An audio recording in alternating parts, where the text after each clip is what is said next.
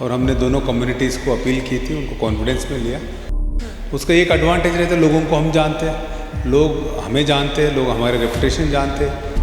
मुझे पूरे विश्वास है जो भी इन्वॉल्व है उन सब के खिलाफ एक्शन होगा। नहीं, वो तबादला एक सरकारी नीति है, वो तो समय के साथ होता है, ठीक है। और तबादला कोई पनिशमेंट नहीं होता है। उदयपुर की भोली भाली जनता आज भी दिनेश एमएन सर को एसपी के रूप में देखना चाहती है और मैं भगवान से प्रार्थना करता हूँ कि और बेटर लायक बनाए। दिनेश एमएन सर अगर चुनाव लड़ते हैं तो उनके सामने कोई टिक नहीं सकता और जनता खुद प्रचार प्रसार के लिए निकल पड़ेगी। उस पर क्या कुछ कहेंगे? नमस्कार, उदयपुर न्यूज़ में आपका स्वागत है। आपके साथ मैं हूं कृतिका चौबिसा और आप देख रहे हैं खास मुलाकात। आज खास मुलाकात में जिस शख्सियत से हम आपको रूबरू करवाने जा रहे हैं वो किसी परिचय की मोहताज नहीं है। जी हां, हमारे साथ मौजूद हैं दबंग सिंघम कहे जाने वाले आईपीएस दिनेश एमएन सर। उनसे बात करेंगे। सर, सबसे पहला सवाल कि आपके आने मात्र से ही उदयपुर की फिजाओं में ये बात हो जाती है कि माहौल जो अशांत हुआ है वो शांत हो जाएगा, तो एक आहट मात्र से यहाँ के लोगों को ये लगता है कि शांति भरा माहौल हो जाएगा। नहीं, एक्चुअली मेरे सिर्फ आने से नहीं हुआ है कि एक तो सबसे पहले यहाँ के जो लोग हैं, दोनों कम्युनिटीज़ के लोग हैं, शांति प्रिय है, हमेशा शांति रखा है और पहले भी कभी इंसिडेंट्स हुए नहीं है। और यहाँ के पुलिस और प्रशासन ने भी पूरा अच्छा काम किया और हम सब ने मिल के काम किया।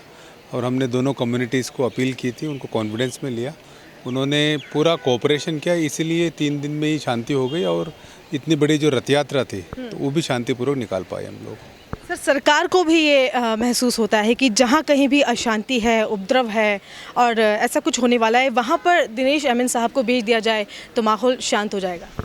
नहीं, ऐसे नहीं, क्योंकि मैं यहाँ पहले रहा हुआ हूँ मैं, और यहाँ की तजुर्बा है और इसी वजह से भेजा गया है। जहाँ जहाँ अधिकारी पहले, जैसे हमने भी जहाँ यहाँ पहले रहे हुए एडिशनल एसपी, डीवाईएसपी, उन सबको बुलाया हमने।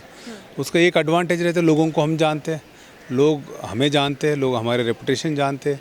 जब इस तरह के जो पुराने अधिकारी आते हैं तो थोड़ा सिचुएशन को डील करना इजी हो जाता है, यही कारण रहता है। हमने भी पुराने जो अधिकारी यहाँ रहे हुए उन सबको बुलाया हमने। जी सर, उदयपुर की शांत फिजा में अभी कुछ समय पहले की अगर बात करें तो आतंक का जहर घुला था, 4 लोगों को पकड़ लिया गया है और कितने लोगों के लिप्त होने की इसमें संभावना है? वो एक्चुअली पूरा इन्वेस्टिगेशन में मेरी जानकारी नहीं, क्योंकि वो एटीएस और एनआईए कर रहे हैं। और लेकिन मुझे पूरे विश्वास है जो भी इन्वॉल्व है उन सब के खिलाफ एक्शन होगा और अच्छा इन्वेस्टिगेशन होगा, उनको सजा होगी। सर, जब भी माहौल ख़राब होता है तो बेस्ट टू बेस्ट अधिकारियों को बुलाया जाता है और उसके बाद उनका तबादला कर दिया जाता है, उस विषय पे क्या कुछ कहें?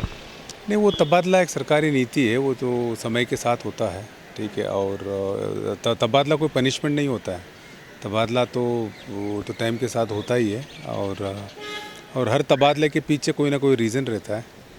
सर, उदयपुर की भोली भाली जनता आज भी दिनेश एमएन सर को एसपी के रूप में देखना चाहती है। उस भोली जनता की इस भावना के लिए क्या कुछ कहें?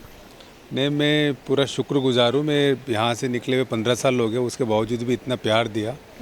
मैं भगवान से प्रार्थना करता हूँ इस प्यार के लायक बनाए मुझे, और बेहतर सेवा करने के लिए जब भी मौका मिले मैं करूँ।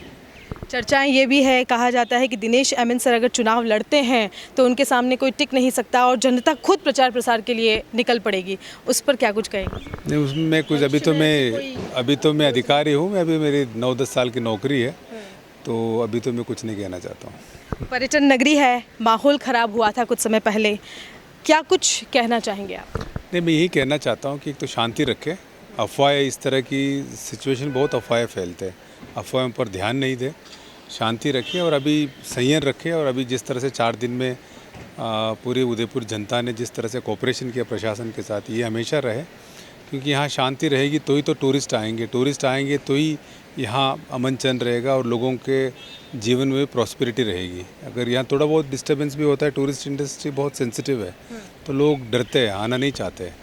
तो इसलिए हम सबकी जिम्मेदारी है कि हमारे ऐसे इमेज पेश करें कि यहाँ बहुत शांत शहर है, कितनी भी बड़ी घटना हो जाए बहुत जल्दी नॉर्मल हो जाता है और सब टूरिस्ट यहाँ आके आराम से अपने एंजॉय कर सकते हैं। उदयपुर की जनता को जाते जाते क्या संदेश देना चाहेंगे? यही कहना चाहता हूँ, आपकी इतने प्यार के लिए मैं हमेशा शुक्रगुजार रहूँगा और मैं भगवान से प्रार्थना करता हूँ मैं और बेटर लायक बनाए मुझे।